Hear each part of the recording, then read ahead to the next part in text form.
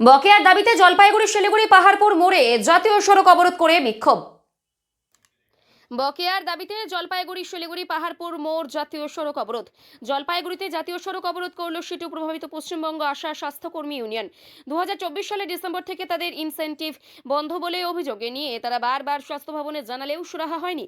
সে কারণে বাধ্য হয়ে রাস্তা অবরোধ কর্মসূচি নেওয়া হয়েছে বলেই জানিয়েছেন সংগঠনের জলপাইগুড়ি জেলা সম্পাদিকা চুমকি দাস। এদিনের ওই দুপুরে জাতীয় সড়ক অবরোধের কারণে দূরপাল্লার যানবাহন বন্ধ হয়ে যায়। 15 মিনিট অবরোধ করার পর অবরোধকারীরা অবরোধ তুলে নেয়।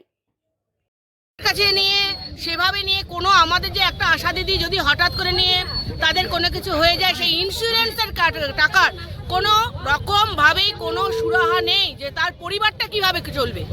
আমাদের বেতন এখন পর্যন্ত 5,250 টাকা।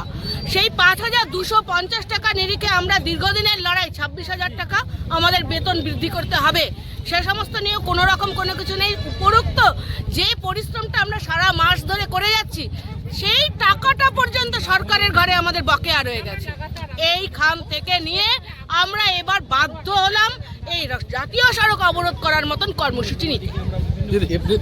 এরপরে আপনি কি করবেন? এতেও যদি সুরাহা না হয়, তারপরে এর চেয়ে বৃহত্তর আন্দোলনে আমরা যাবই।